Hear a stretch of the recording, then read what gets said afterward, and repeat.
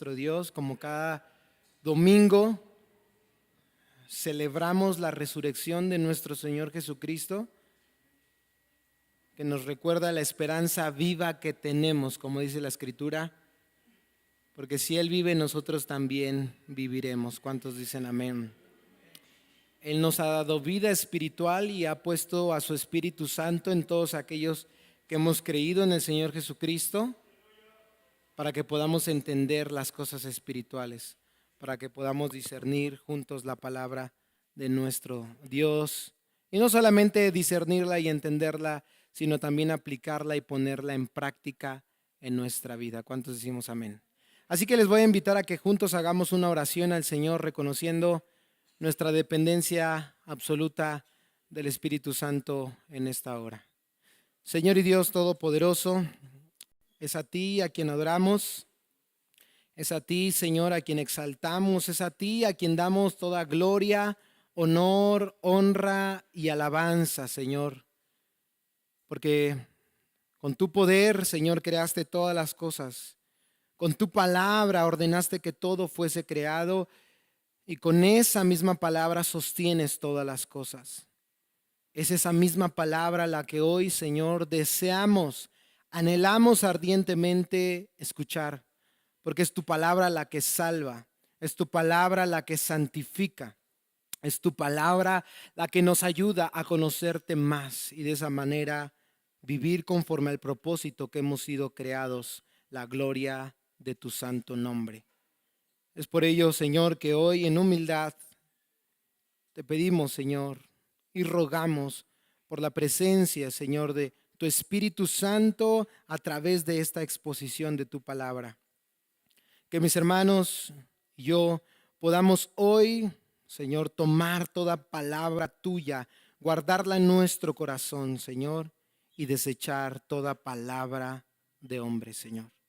Ayúdanos, guíanos y purifícanos a través de tu palabra, porque tu palabra es la verdad. Es en el nombre precioso de Jesús que oramos y te damos muchas gracias. Amén y amén. La semana pasada comenzamos a estudiar un pasaje que se encuentra en la epístola o la carta del apóstol San Pablo a Tito. Usted puede encontrarla ahí en su Biblia. El pasaje que estudiamos fue Tito capítulo 2, versículos 11 al 15, aunque no lo terminamos. Entonces, brevemente déjame hacer un resumen de lo que consideramos la semana pasada. Pero mientras puedes ir buscando en tu Biblia Tito capítulo 2, versículos 11 al 15. El apóstol Pablo, cerca del año 64, 65 después de Cristo, escribió esta carta a su hijo en la fe, Tito, un joven encargado de poner orden, corregir lo deficiente y establecer ancianos en las iglesias que se encontraban en la isla de Creta.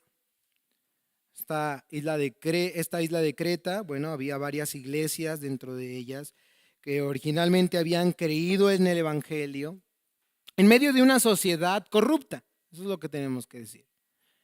La isla de Creta era famosa debido a la inseguridad, a la violencia, a la depravación sexual que se vivía en aquellos entonces. No muy diferente a nuestros días y a nuestra sociedad actual. En un principio estas iglesias creyeron el Evangelio, estas iglesias recibieron la palabra de Dios. Estas iglesias se fundamentaron en la doctrina de los apóstoles y profetas, pero lamentablemente con el paso del tiempo se vieron asediadas por falsos maestros y que el resultado de su falsa enseñanza fue una vida no muy diferente a la de aquellos cretenses paganos e incrédulos que no conocían a Dios y como tal se comportaban. Y entonces las iglesias que se encontraban en la isla de Creta, los cristianos cretenses ya no se diferenciaban de ninguna manera de sus vecinos cretenses que no conocían a Dios. Lamentablemente, a causa de esto, la doctrina de nuestro Dios y Salvador Jesucristo, la sana doctrina, se estaba viendo en constantes críticas. Se decía, bueno, pues qué caso tiene ser cristiano si no parecen ser diferentes a nosotros. Todo lo contrario. Estaba el mensaje de Jesús siendo desacreditado por estos cretenses. Entonces Pablo escribe esta carta a Tito, y era una carta que sin lugar a dudas se esperaba que fuera leída por toda la congregación y fueran exhortados estos creyentes a vivir de acuerdo a la sana doctrina. Si tú observas el capítulo 2, desde el versículo 1, Pablo comienza a hacer un contraste entre la falsa enseñanza de estos falsos maestros que asediaban las iglesias en la isla de Creta y lo que Tito estaba mandado a enseñar. Versículo 1 del capítulo 2 de la carta a Tito. Pero en cuanto a ti, enseña lo que está de acuerdo, ¿a qué? A la sana doctrina. Y bueno, si tú comienzas a seguir leyendo los siguientes versículos, Pablo comienza a mostrarle a Tito cómo se ve una vida desde la perspectiva de todo integrante de la familia, ancianos, ancianas, señoritas, jóvenes, a la luz de la sana doctrina, del verdadero evangelio. Una vida sobria, una vida justa, una vida piadosa, una vida que es honesta, una vida que es fiel, etcétera, etcétera, etcétera. De esa manera, a través de la sana doctrina, los cristianos son llamados a vivir. Pero el punto de todo esto es que a veces pensamos que debemos de vivir de cierta manera por motivos erróneos, por temor. Haz esto y aquello, compórtate de cierta manera, porque si no te vas a ir ¿a dónde? Al infierno, ¿no? Entonces, somos impulsados a vivir de cierta manera, pero por temor al infierno. O por simple moralidad. Bueno, haz esto y aquello y el otro. ¿Por qué? Porque eso es lo correcto, moralmente hablando. Entonces, el temor, la moralidad, incluso el legalismo, o podríamos llamarlo la vanagloria. Haz esto y esto porque así te vas a ganar tu salvación y así vas a ganarte la bendición y el favor de Dios. Pero después de Pablo enseñarle a Tito cómo se veía una vida moldeada por la sana doctrina, cómo debían de vivir los cristianos cretenses para que el evangelio siguiera siendo esparcido en esa generación tan maligna y perversa que necesitaba. Ahora en el versículo 11 y hasta el versículo 15, los versículos 11 al 15, Pablo le da la razón teológica a Tito de por qué los cristianos debían comportarse de cierta manera.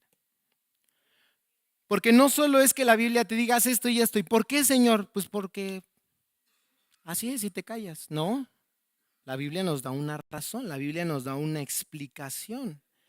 En los versículos 11 al 15 nosotros encontramos la motivación para vivir de acuerdo a la sana doctrina, para vivir una vida justa, piadosa, honesta, honrada, amable, etcétera, etcétera, etcétera, etcétera.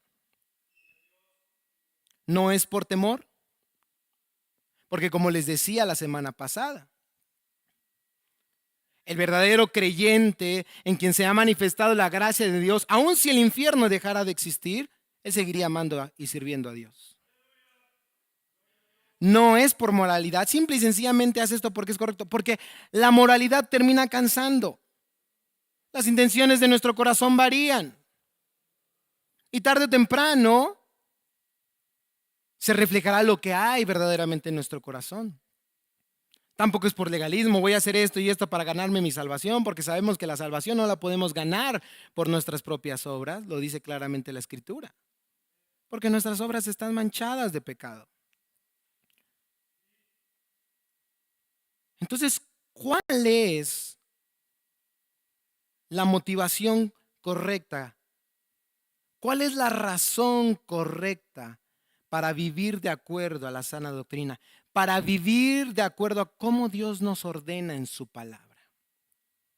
Lo encontramos en Tito capítulo 2, versículos 11 al 15.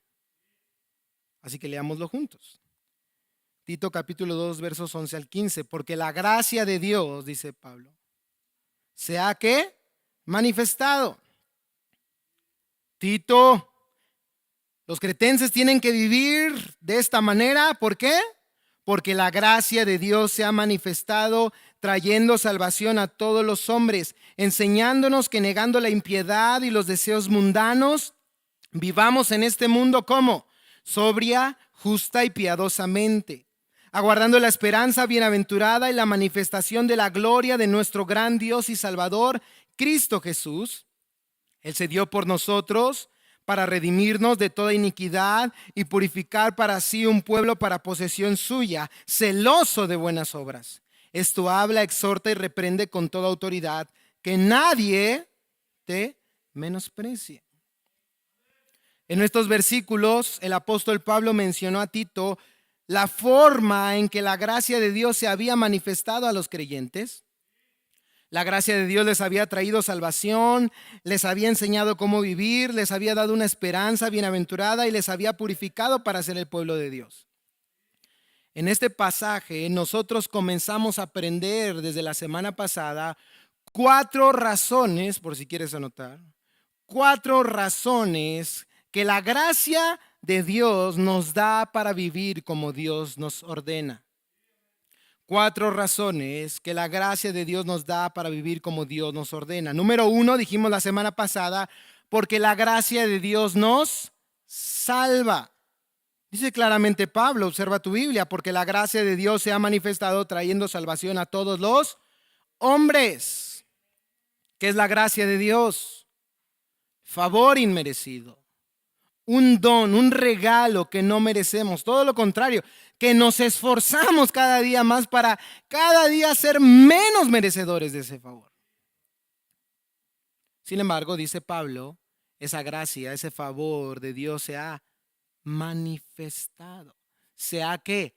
Aparecido. Y entendimos que Pablo está haciendo una referencia a la primera venida de nuestro Señor Jesucristo. Las escrituras a lo largo de todo el Nuevo Testamento y ya desde el Antiguo Testamento usaban este lenguaje, que un pueblo sumido en oscuridad vería ¿qué? La luz que alumbra a todo hombre. Y se acuerdan que les daba este ejemplo de cómo en los salmos encontramos constantemente esta petición: Señor, haz resplandecer tu rostro sobre nosotros. Mismo término en la Septuaginta que Pablo aquí usa para hablar de manifestación. Eso significa que lo que Pablo le está diciendo a Tito es: Tito, ya no tenemos que pedir, Señor, haz resplandecer tu rostro sobre nosotros. Dios ya ha hecho resplandecer en Cristo su rostro sobre nosotros. Cuando estábamos hundidos en pecado, en miseria y en maldad, Cristo se manifestó. Cristo es la encarnación de la gracia, del favor inmerecido de Dios. ¿Con qué propósito lo hizo Cristo? Dice el texto, trayendo salvación a todos los hombres. ¿Eso significa que todos los hombres de todo el mundo, de todas las edades, van a ser salvos? No. Lo que el texto significa es que la salvación se ofrece a todos los hombres de todo el mundo y de todas las edades.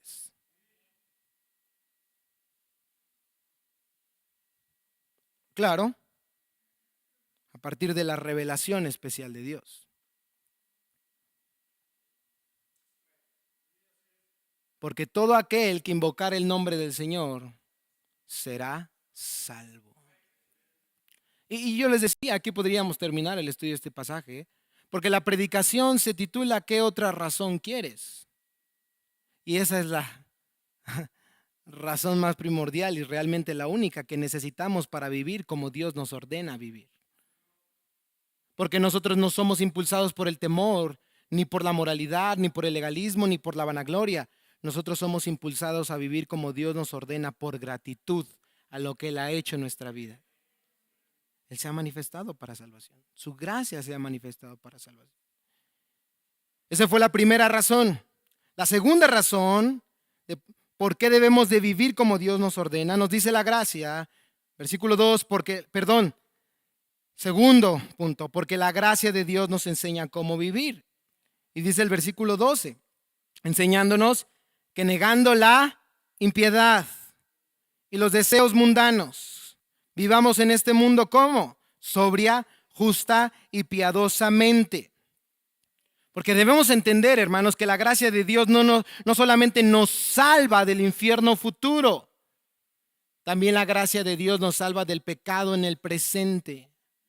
La gracia de Dios nos enseña cómo vivir. Y recuerda que esa enseñanza no es meramente intelectual, no es solamente llenar tu cabeza de información. Es una enseñanza que te lleva a la práctica.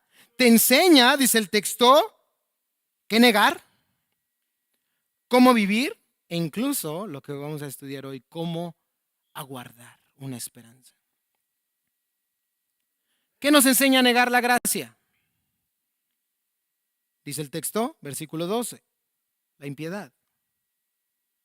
La impiedad. ¿Y cómo debemos de vivir? Piadosamente.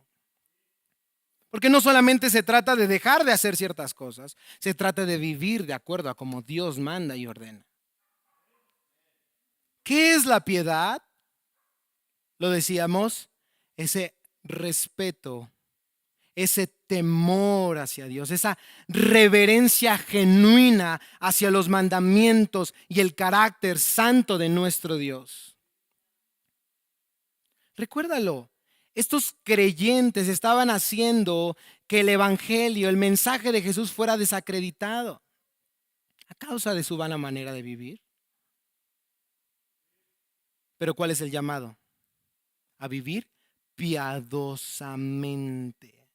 Porque por los términos griegos que acontecían en esos tiempos, ellos decían, bueno, ellos no creen en los dioses paganos, por lo tanto son impíos. Y Pablo dice, no creemos en los dioses paganos, pero creemos en el Dios verdadero, y eso hace que no seamos impíos. Nosotros vamos a respetar los órdenes establecidos, principalmente honrar a nuestro Dios sobre todas las cosas. ¿Se da cuenta? Fíjese lo que nos enseña a vivir. ¿Qué más debemos negar? Los deseos mundanos. Esas pasiones desordenadas, la lujuria de este mundo. Y debemos vivir en este mundo, porque recuérdelo, estamos en este mundo, pero no somos de este mundo. Vivimos en este mundo, ¿cómo? Sobria, justa y piadosamente. Es un contraste total a los deseos mundanos. La gente desea en su concupiscencia, lujuria, maldad, pecado, pero el creyente a través del poder del Espíritu Santo en su vida y la gracia de Dios puede resistir a esos deseos perversos. Puede mantenerse sobrio. Aquellos ofrecimientos vanos y pecaminosos de este mundo, él puede decir no. Antes de Cristo no, éramos esclavos del pecado, mas ahora ya habéis sido hechos libres. ¿Para servir a qué? A la justicia, dices justamente. Una vez más, ellos estaban llamados a ser ejemplo en medio de su sociedad, ser los mejores trabajadores, ser honrados, ser fieles, ser respetuosos de las autoridades. Y pensábamos, ¿no? Se dice que el mexicano es corrupto. Tenemos un lema aquí que pues en otras partes del mundo no se conoce. Con dinero baila el perro. ¿Se dan cuenta cómo nuestra sociedad mexicana no es muy diferente a la sociedad cretense de aquel tiempo? ¿Qué testimonio nosotros estamos dando en medio de una generación perversa y maligna? Nos preguntábamos, ¿cómo estás en tu trabajo? ¿Eres perezoso? ¿Estás robando? ¿O eres honrado? ¿Qué testimonio estás dando ante tus hijos? Cuando te multan, ¿pagas la infracción o das mordida? ¿Cuál es tu forma de conducir? ¿Te cruzas los altos? ¿Maldices a nuestro presidente? Y bueno, tantas otras cosas más. Pensemos, ¿tienes algún altercado contra tu hermano y no lo has perdonado? ¿Qué testimonio estás dando delante de tus hijos y de toda la sociedad? ¿Qué te diferencia de aquellos que no conocen a Dios? ¿Te das cuenta? Esa es la manera en la que la gracia de Dios nos enseña cómo vivir. Y recuerda que aunque te voy a dar 4 razones, ya te he dado 2, porque la gracia de Dios nos salva, porque la gracia de Dios nos enseña cómo vivir. Aunque te voy a dar otras 2 más, no lo olvides que en medio de estas 4 o entre estas 4 razones que la gracia de Dios nos da para vivir como Dios nos ordena, se desenvuelve una quinta. ¿Cuál es? ¿Por qué debemos de vivir como Dios nos ordena? Hermanos, porque nuestro testimonio es clave, según el capítulo 2 de Tito, para adornar la doctrina de nuestro Dios. El evangelio es claro, pero a veces nuestra vida no refleja el evangelio. Y podemos hablarle a las personas, a nuestros conocidos, amigos, vecinos, hijos, el evangelio, pero si no lo modelamos con nuestra vida, de nada sirve. Entonces, yo te hacía una exhortación la semana pasada con todo el amor del mundo.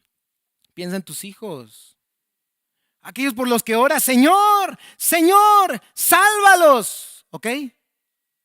¿Y cómo está tu testimonio ante ellos? ¿Te das cuenta? Tus vecinos, piensa en tus familiares que no han creído y que si hoy mueren perecerán una eternidad en el infierno. ¿Cómo estás viviendo? ¿Qué testimonio les estás dando?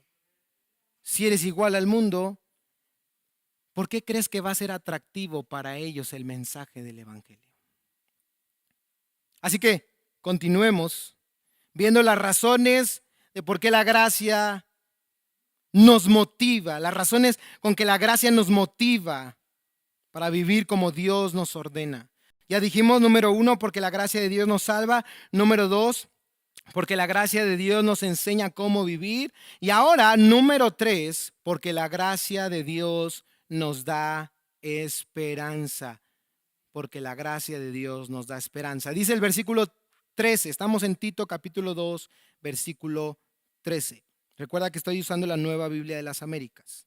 Dice así: aguardando la esperanza bienaventurada y la manifestación de la gloria de nuestro gran Dios y Salvador, Cristo Jesús. En esta lucha contra la impiedad que nos hablaban los versículos anteriores, la impiedad y los deseos mundanos, no podemos negar, hermanos, que como creyentes hemos tenido tropiezos. Ciertamente nosotros no nos regodeamos en el pecado, pero la realidad cuando miramos nuestra vida a través del espejo de la palabra de Dios es que aún no somos perfectos. Seguimos fallando. Cedemos lamentablemente algunas veces ante el pecado. Una vez más, no lo amamos, luchamos contra él, pero a veces en esa lucha somos derrotados. Cuando eso sucede, nos desanimamos, dudamos acerca de la obra de Dios en nuestra vida, dudamos acerca de nuestra salvación, nos entristecemos. Pero lo que hoy debes recordar, que era lo que Tito y los cretenses debían recordar, es que hay una esperanza que aguardamos. Nosotros hoy nos encontramos por la gracia de Dios, como dice el texto, aguardando la esperanza bienaventurada. Esta combinación de palabras es muy interesante. El creyente aguarda, es decir, espera con ansias lo que se anticipa en el futuro. ¿Una qué? Una esperanza, es decir, algo que se da por hecho que va a suceder. Y esto a su vez, nos dice Pablo, es una condición bienaventurada. Es decir, que se caracteriza por ser feliz, por traer bendición. Es decir, Pablo está diciendo una esperanza que trae felicidad, una esperanza que trae bendición. Ahora, cuando yo estaba estudiando este pasaje, me pregunté, bueno, ¿cuál es la esperanza segura que el creyente ansioso aguarda y que trae felicidad y bendición a su vida? Dice Pablo, la manifestación de la gloria de nuestro gran Dios y Salvador, Cristo Jesús. Eso es hermoso. Aunque hay ahí una Y que parece dividir los dos temas, como si la esperanza fuera una y la manifestación de Cristo fuera otra, pero en el griego original está hablando de una misma cosa, Pablo. La esperanza segura que el creyente ansioso aguarda y que trae felicidad y bendición a su vida, dice Pablo, es la manifestación de la gloria de nuestro gran Dios y Salvador, Cristo Jesús. Esta palabra manifestación, que conlleva la idea de mostrar, de hacer visible o de revelar, se usa en el Nuevo Testamento para hablar tanto de la primera venida como de la segunda venida de Cristo. Pero como nos dice 2 de Timoteo 1 al 10, no es necesario que lo busques. En la primera venida de nuestro Señor Jesucristo, Él quitó la muerte y sacó a la luz la vida y la inmortalidad por el Evangelio. ¿Cuántos dicen amén? Ya Pablo nos ha hablado de eso en el versículo 11, ¿te acuerdas? Porque la gracia de Dios se ha manifestado. Pero en su segunda aparición, como también 2 de Timoteo, pero capítulo 4, versículo 1 nos dice, en su segunda aparición, Cristo juzgará a vivos y a muertos en su manifestación y en su reino. Pablo estaba hablando aquí no de la primera venida, cuando Él quitó la muerte, cuando Él vino a darnos el Evangelio, sino de la segunda venida de Cristo, cuando Él se manifestará de manera gloriosa. Doxa, glorioso. Ya no como un manso cordero, ya no como Salvador, sino como lo que también es, Rey de reyes y Señor de señores. El león de la tribu de Judá, poderoso Señor y juez de toda la tierra. En este contexto, es preciso traducir, como lo hace la Nueva Biblia de las Américas, la manifestación de la gloria. No la manifestación gloriosa, como traduce la Reina Valera 60. La manifestación de la gloria es la traducción más exacta. Porque la gloria, escúchame bien esto, la gloria de la que Pablo está hablando aquí, al igual que la gracia en el versículo 11, no es simplemente una descripción de Cristo, sino también una personificación.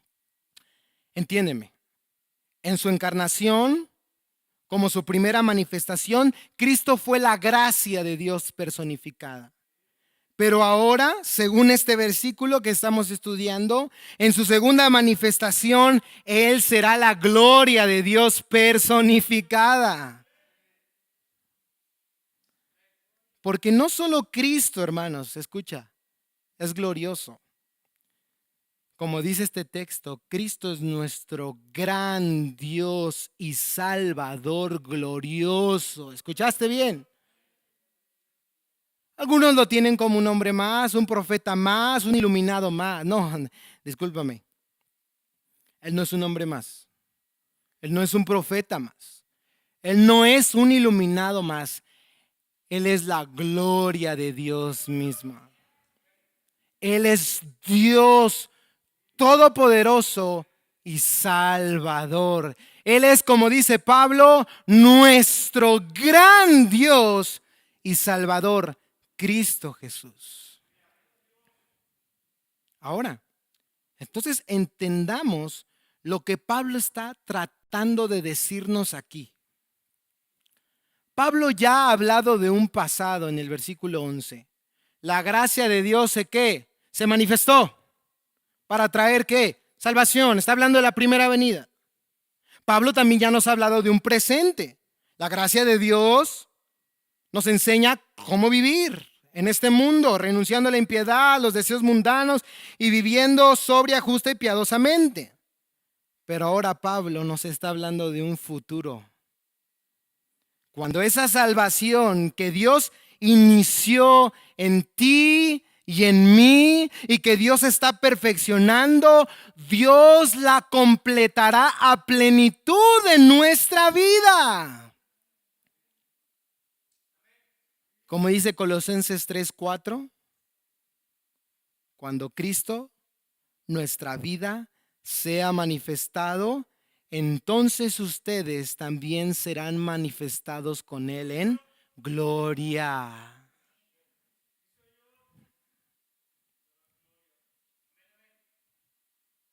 Como dice 1 Corintios capítulo 15, acompáñame, versículos 51 al 53.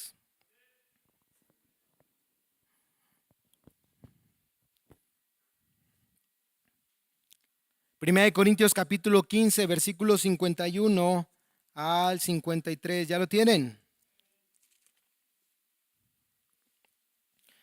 Así que les digo un misterio, dice Pablo. No todos dormiremos, pero todos, ¿escuchaste eso? Todos seremos transformados. ¿Cuántos dicen amén? Este cuerpo mortal que aún produce concupiscencia, deseos que van en contra de la voluntad de Dios, un día serán ¿qué? Transformados. Tú dime si eso no es esperanza. Tú dime si eso no trae bendición, es decir, alegría, gozo a nuestra vida. Cuando Pablo está diciendo la esperanza bienaventurada, él está diciendo esta es la esperanza de las esperanzas.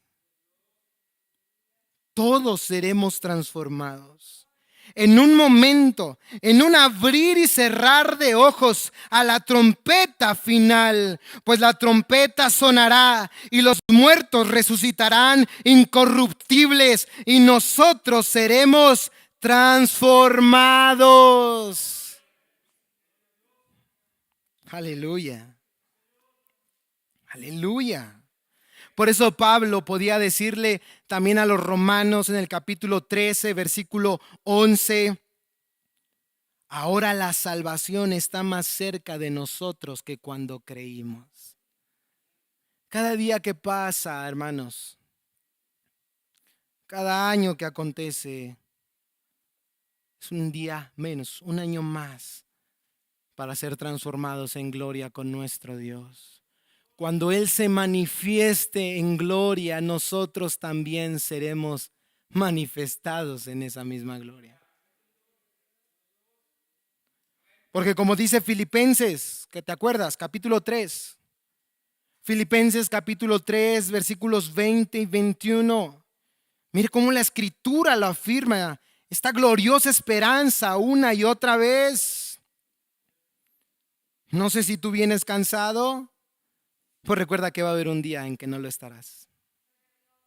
No sé cuántas veces has llorado, pero recuerda que habrá un día en que no tendrás que llorar más.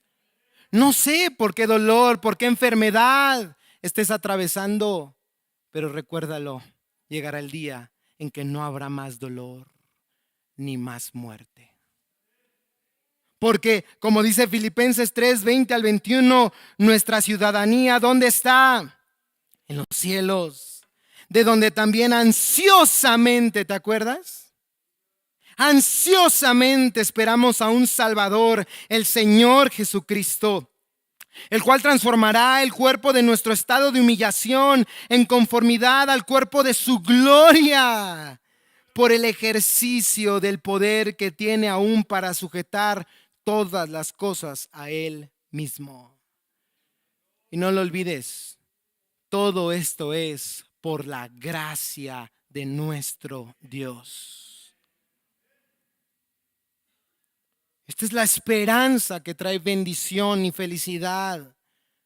Como les digo a los jóvenes, Esta es la esperanza que vale más que todo el oro del mundo.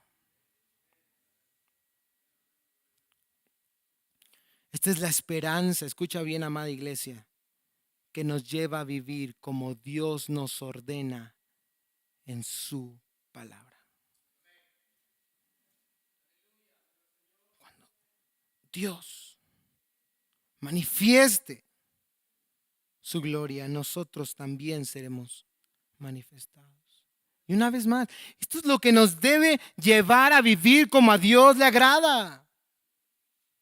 Mira, estás en Filipenses, ve a Colosenses. Es un pasaje muy conocido. Y mira cómo se conectan estas dos ideas, la manifestación de Cristo y la vida en obediencia, en servicio, en amor a Dios. Colosenses capítulo 3.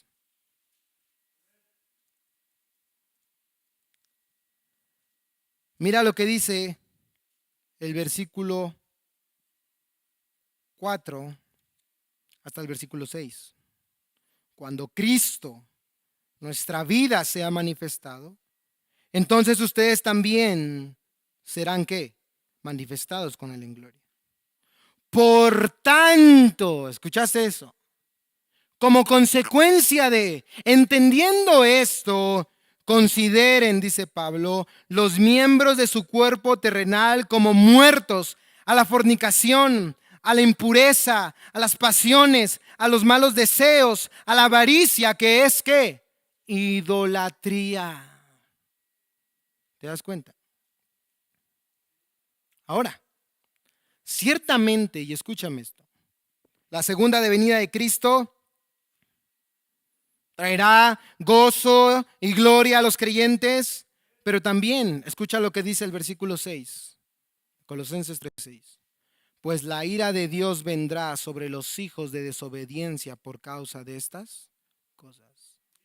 Si tú no has creído en el Señor verdaderamente y tu vida no lo refleja, si la gracia de Dios no se ha manifestado en tu vida, esta esperanza no es para ti. Pero hay una buena noticia. Hoy puede ser tuya. A través de la fe en Cristo Jesús. Porque repito, ciertamente la segunda venida de Cristo traerá juicio a los incrédulos y desobedientes. Pero para los creyentes que tienen un gran Dios y Salvador, que es Cristo Jesús, traerá la culminación de salvación a sus vidas. Por eso el Espíritu y la novia dicen, ven, Señor Jesús. Si tú eres incrédulo, la segunda venida de Cristo te produce temor. Y está bien, porque debería hacerlo. A menos que hoy te arrepientas y creas en el Señor para salvación. Pero si tú eres creyente, la segunda venida de Cristo no debe producir en ti temor, sino esperanza, alegría, gozo, consuelo. ¿Cuántos anhelan ansiosamente la segunda venida de nuestro Señor Jesucristo? Pues no lo olvides, dice Pablo, ahora nuestra salvación está más cerca de cuando creímos. Hasta ahora hemos aprendido 3 razones que la gracia nos da para vivir como Dios nos ordena. Número 1, porque la gracia de Dios nos salva. Número 2, porque la gracia de Dios nos enseña cómo vivir. Número 3, lo acabamos de ver, porque la gracia de Dios nos da esperanza. Y ahora veamos una última razón.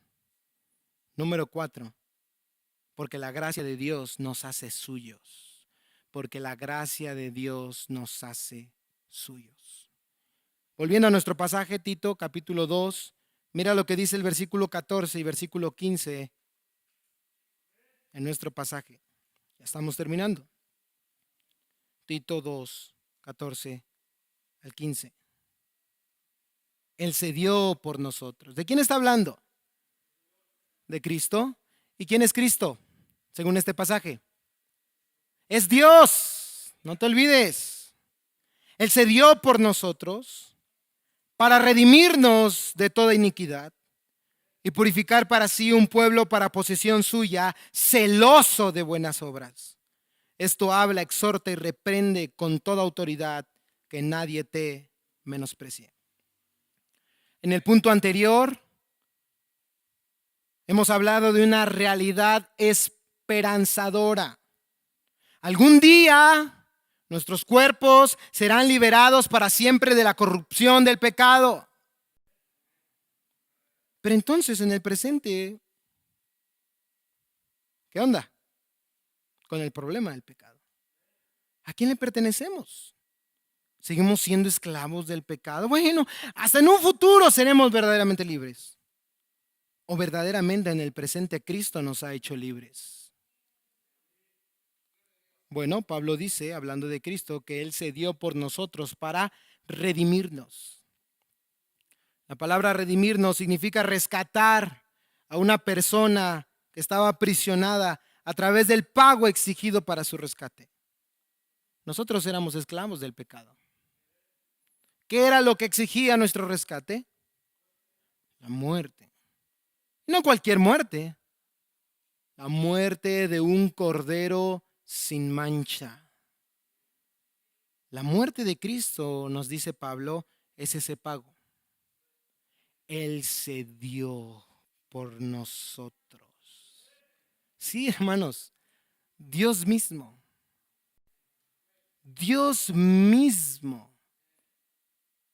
se dio por nosotros.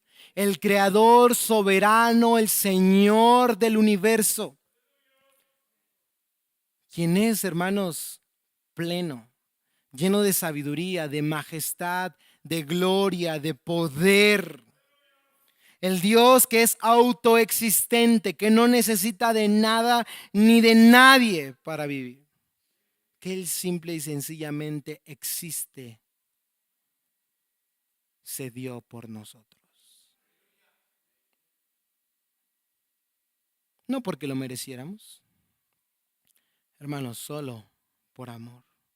Solo por amor. Como Jesús mismo lo dijo en Marcos capítulo 10, versículo 45. Marcos capítulo 10, versículo 45.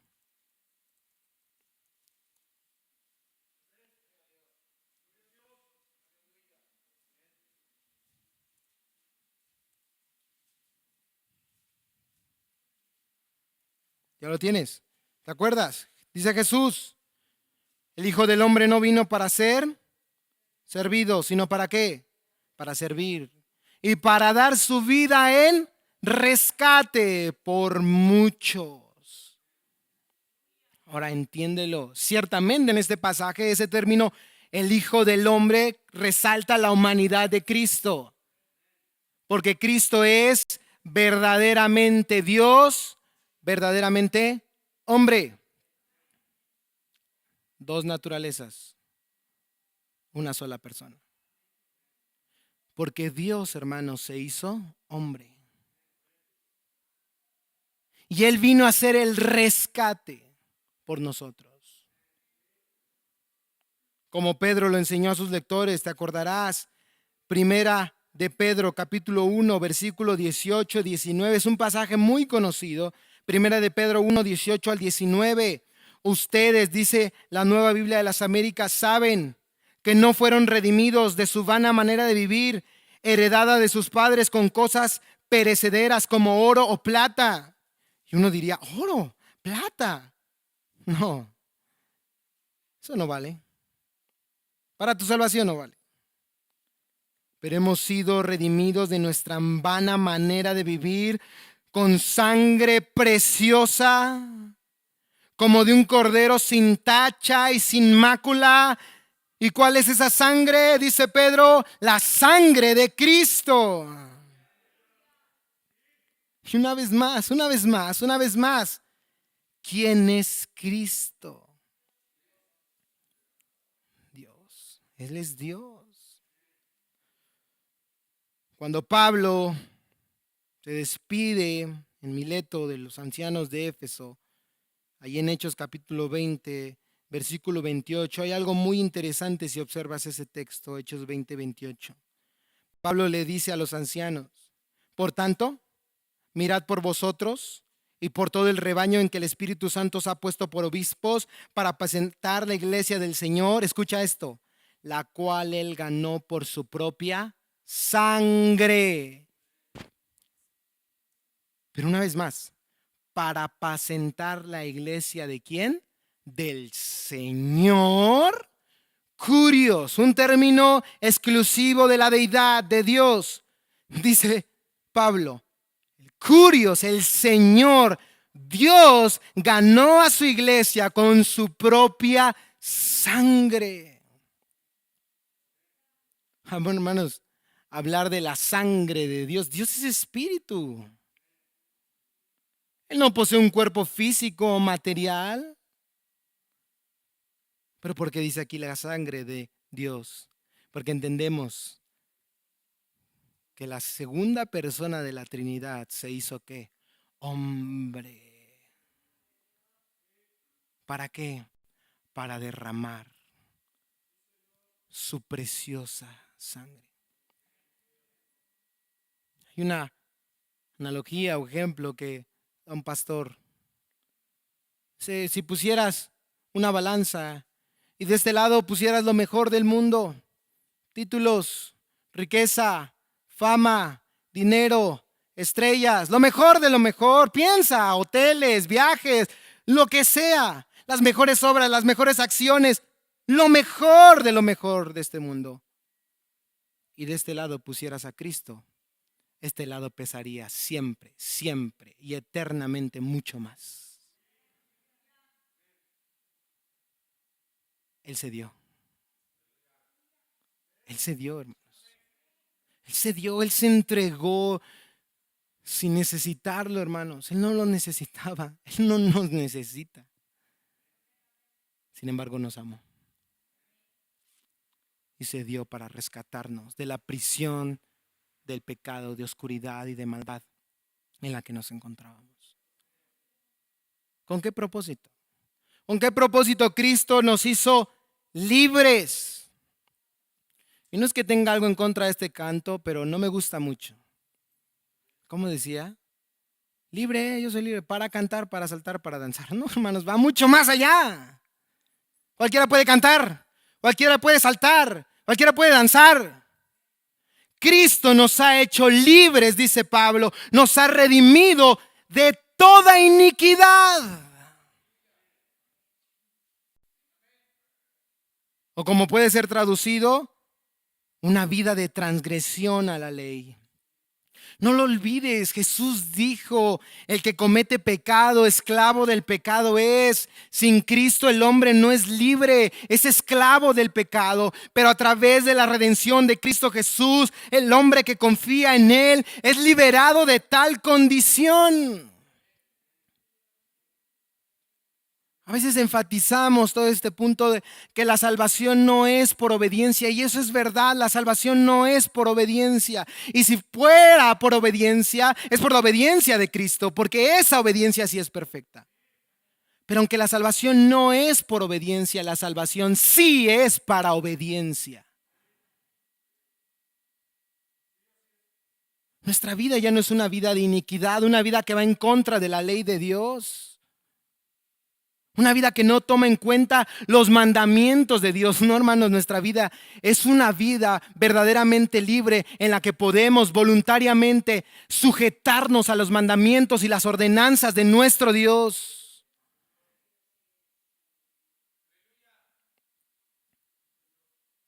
Y si Él nos ha liberado, si Él nos ha comprado, si Él nos ha redimido, ya no nos pertenecemos a nosotros mismos. Ya no vivimos como nosotros queremos. No, vivimos para servir a Dios. Mira lo que dice 1 Corintios capítulo 6. ¿Te acuerdas? Este argumento que usa Pablo para exhortar a los corintios. Primera carta del apóstol Pablo a los Corintios, capítulo 6. Mira lo que dicen los versículos 19 y 20. ¿O no saben que su cuerpo es templo del Espíritu Santo que está en ustedes, el cual tienen de Dios? Y escucha, y que ustedes no se pertenecen a sí mismos, ¿Por qué? Porque han sido comprados por un precio y tú y yo, hermanos, hoy ya sabemos cuál es ese precio.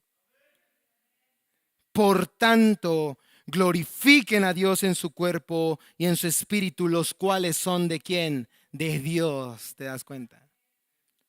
Bueno, dicen, ¿verdad? Los tripartitos. Bueno, el espíritu es de Dios, bueno, y el alma va acá, y el cuerpo. Hermanos, espíritu, alma y cuerpo pertenecen a Dios. A Dios, por completo.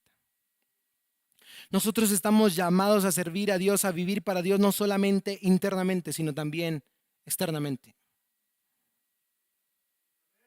¿Has escuchado esta frase? ¿Dios solo quiere el corazón? Mentira. Dios quiere todo. Porque si Dios no tiene todo, en realidad Él no tiene nada. ¿Recuerdas la exhortación de Pablo a los Romanos, capítulo 12? Entregaos como qué? Sacrificio vivo.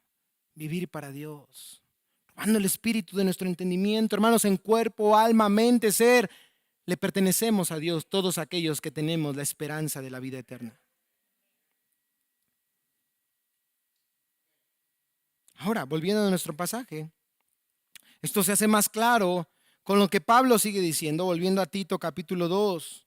¿Para qué Cristo se dio como sacrificio a favor nuestro? Dice el versículo 14, y purificar para sí un pueblo para posesión suya, celoso de buenas obras. Esto, hermanos, es hermoso. Purificar. Catarizo, de aquí provienen los nombres Catarina, Catalina, incluso Catherine, la que es pura. Este verbo purificar se usa para hablar de la acción de limpiar algo o a alguien. Cuando tú consultas la Septuaginta, el Antiguo Testamento en griego, de las 101 veces que aparece este término, prácticamente la mitad se encuentran en el libro de Levítico. ¿Alguien de aquí ha leído ese libro? Levante la mano, libro de Levítico. Le voy a confesar algo. Siempre que inicia el plan de lectura, para mí es el libro más difícil de leer. Rito tras rito, sacrificio tras sacrificio para purificar a una persona. ¿Y sabemos que será necesario? Dios es ¿qué? Santo. Ese es el tema del libro de Levítico, la santidad de Dios. Pero Jesús nos enseñó que la pureza ritual no solo tiene que ver con cosas externas, por lo tanto que esas cosas externas no son suficientes. Se necesita una purificación interna. Más allá de limpiar nuestras manos, necesitamos que nuestro corazón sea limpiado. Por eso el Antiguo Testamento prometía el día en que Dios limpiaría a su pueblo. Mira lo que dice Ezequiel capítulo 36, versículo 25. Ezequiel 36, 25, lo voy leyendo. Fíjate la promesa, el nuevo pacto. Esparciré, dice el Señor, Ezequiel 36, 25, esparciré sobre vosotros agua limpia y seréis limpiados de todas vuestras inmundicias y de todos vuestros ídolos, os limpiaré. Yo me pregunto, bueno, estamos en Ezequiel, el libro de Levítico, pues ya había pasado, ya los judíos tenían estos ritos para purificarse. ¿Por qué Dios habla de una purificación si ya había una manera de ser purificados? Bueno, lo sabemos. Lo que los sacrificios animales y ritos externos jamás pudieron hacer, dice el autor de la carta a los hebreos, Cristo lo hizo una vez y para siempre. Una vez y para siempre. Ahora, ojo, en ese mismo libro de Ezequiel, ¿cuál era el propósito de esta limpieza por parte de Dios? Dice Ezequiel capítulo 37, versículo 23. Ni se contaminarán ya más con sus ídolos, con sus abominaciones y con todas sus rebeliones, y los salvaré de todas sus rebeliones con las cuales pecaron, y los limpiaré, y me serán por pueblo, y yo a ellos por Dios. Y esto entonces se conecta con lo que Pablo está diciendo. Fíjate cómo es la Biblia, tan gloriosa, tan hermosa. Un solo narrativo. Dice Pablo, Él nos redimió de toda iniquidad para purificar para sí un pueblo para posesión suya. Un pueblo para posesión, ¿qué? Suya. Es el mismo lenguaje del nuevo pacto en Ezequiel 36 y 37. ¿Qué significa lo que Pablo está diciendo en Tito, capítulo 2, volviendo a nuestro pasaje? Versículo 14. Y purificar, ya entendimos, limpieza, pero una limpieza real que solo Cristo pudo hacer, para sí. ¿Te acuerdas? Yo seré su Dios, ustedes serán mi pueblo. Para sí un pueblo, para posesión suya. Esta palabra, hermanos, es hermosa. Esta palabra en el griego significa alguien que ocupa un lugar especial en la posesión de Dios. Alguien que ocupa un lugar especial en la posesión de Dios. Es apartado o escogido de entre todos para un propósito particular. Interesantemente, en el Nuevo Testamento este término en griego solo se usa una vez, aquí donde estamos estudiando. Pero en la Septuaginta, traducción del Antiguo Testamento al griego, se ocupa 5 veces. Y es de llamar la atención. Bueno, ¿qué está diciendo allá? La mayoría de veces que se ocupa es en el libro de Deuteronomio, acompáñame, en donde observa cómo se describe a Israel. Deuteronomio capítulo 7, versículo 6. Deuteronomio capítulo 7, versículo 6. Escucha. El Señor está hablando a su pueblo. Porque tú eres pueblo santo para Jehová tu Dios. Estoy leyendo la Reina Valera 60, ¿verdad? Déjenme les leo la Nueva Biblia de las Américas. Porque tú eres pueblo santo para el Señor tu Dios. El Señor tu Dios te ha escogido para ser pueblo suyo. ¿Te das cuenta? Pueblo suyo. Es un pueblo especial. De entre todos, dice el texto, los pueblos que están sobre la superficie de la tierra. Ahora, ve al capítulo 14 y ve cómo se traduce ahora en el 14:2. Porque eres pueblo santo para el Señor tu Dios, Deuteronomio 14:2. Y el Señor te ha escogido para que le seas un pueblo de su exclusiva posesión de entre los pueblos que están sobre la superficie de la tierra. Las traducciones, algunas dicen un pueblo único. ¿Te das cuenta? Se está describiendo a Israel como el pueblo especial de Dios, un pueblo único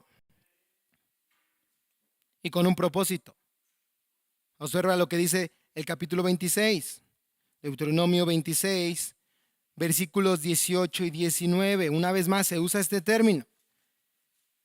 Y el Señor ha declarado hoy que tú eres su pueblo, su exclusiva posesión, como Él te prometió, y que debes guardar, ahí está el propósito, todos sus mandamientos, y que Él te pondrá en alto sobre todas las naciones que ha hecho para alabanza, renombre y honor, y serás un pueblo consagrado al Señor tu Dios, como Él ha dicho. Hermanos, podríamos decir, bueno, aquí está hablando Israel, no está hablando al pueblo de Dios. ¿Y quién es el pueblo de Dios? Somos nosotros.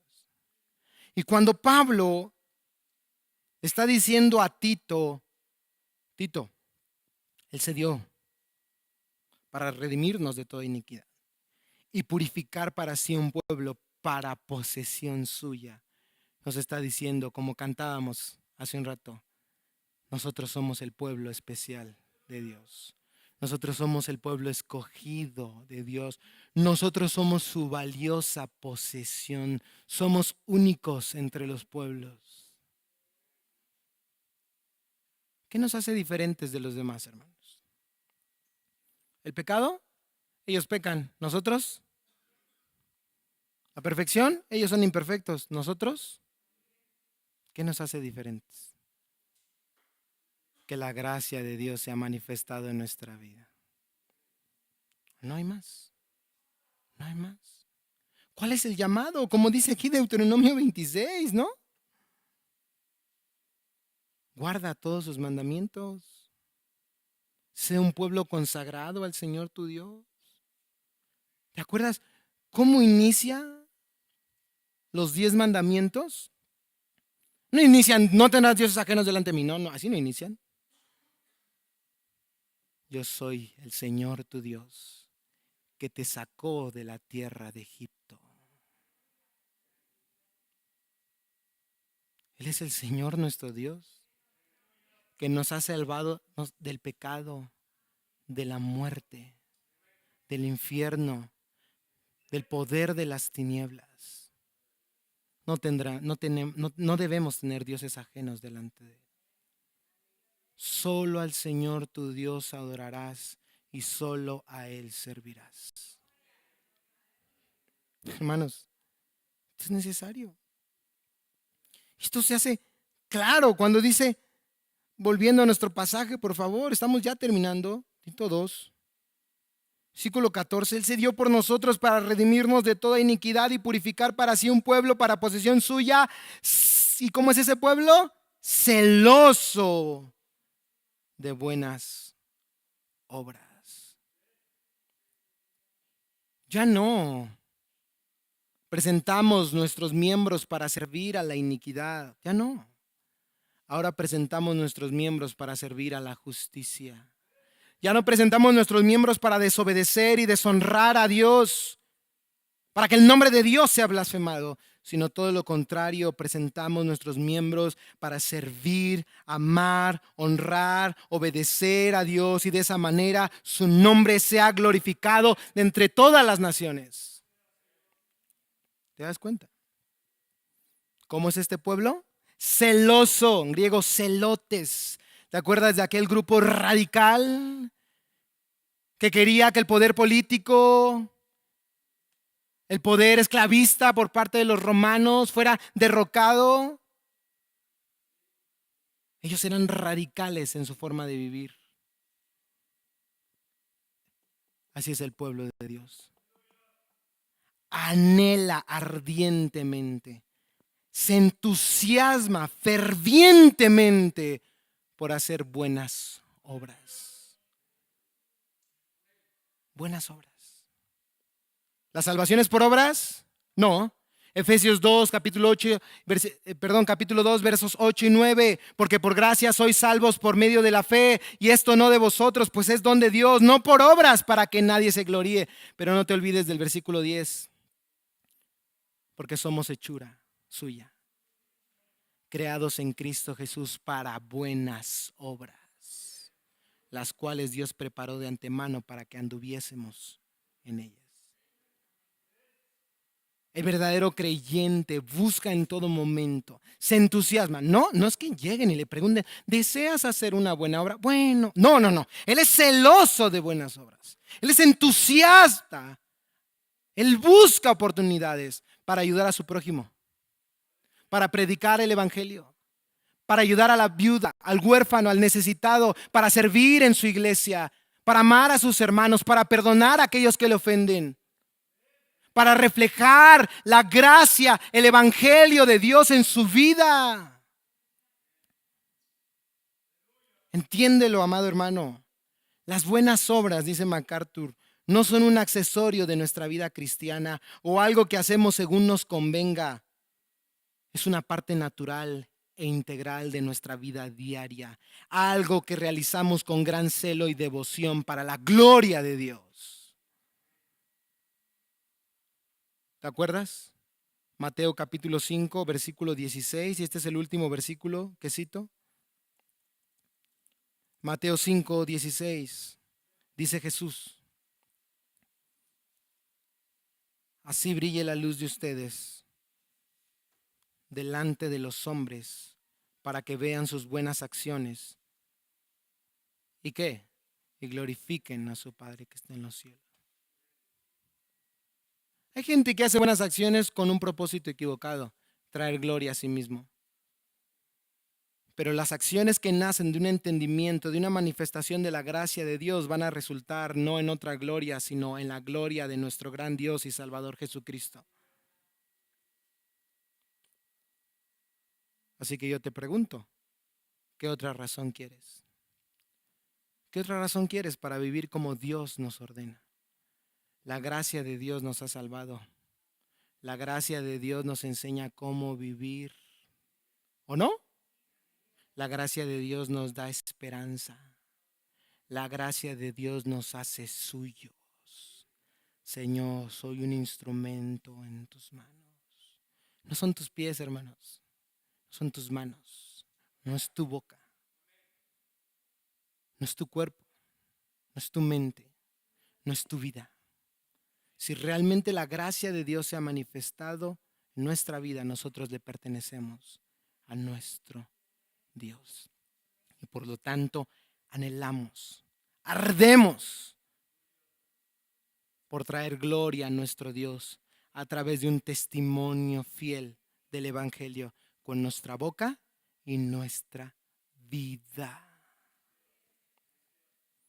Por último, Pablo le dice a Tito, volviendo y terminando ahí en nuestro pasaje. Esto habla, versículo 15, Tito 2:15, exhorta y reprende con toda autoridad, que nadie te menosprecies. ¿Y qué cree?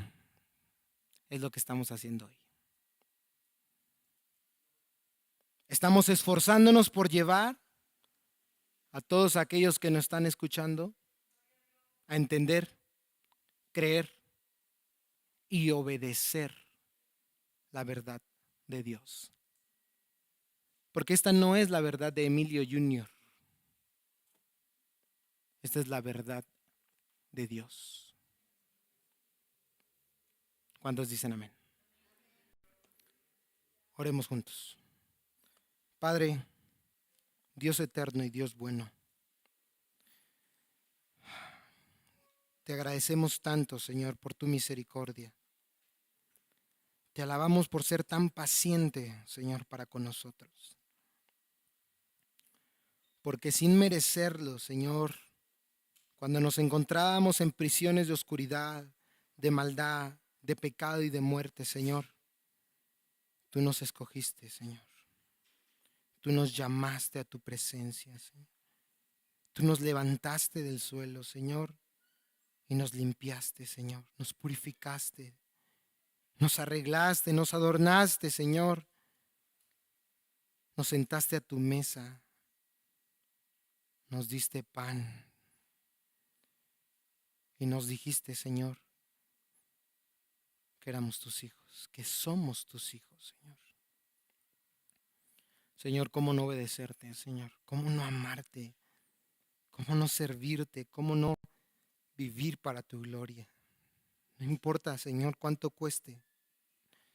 No importa, Señor, cuán difícil sea. No importa incluso si en el camino perdemos nuestra vida, Señor. Tú, Señor, mereces toda la gloria, Señor. Y te doy muchas gracias porque en medio de una debilidad, Señor, en medio de una aflicción donde nos olvidamos de estas verdades, tú vienes una y otra vez y nos recuerdas, Señor, lo que has hecho por nosotros. Señor, que podamos hoy poner nuestra mirada en ti, Señor, y recordar que no estamos solos, Señor. Y recordar que nunca se ha tratado de nosotros o de lo que hacemos o dejamos de hacer. Siempre se ha tratado de lo que tú has hecho por nosotros, Señor. Así que te doy muchas gracias. Mamá de Dios, esta es tu iglesia, no es nuestra. Tú la has ganado con tu propia sangre, Señor. La sangre de tu Hijo Jesús. Amado Dios, que podamos responder a la verdad de tu evangelio, Señor. Que podamos responder acorde al amor con que nos has amado, Señor. que podamos arrepentirnos, que podamos obedecerte, que podamos amarte, que podamos servirte por gratitud, Señor, por amor.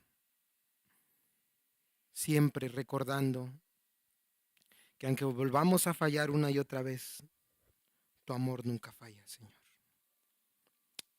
Es en el nombre precioso de Jesús que oramos. Amén.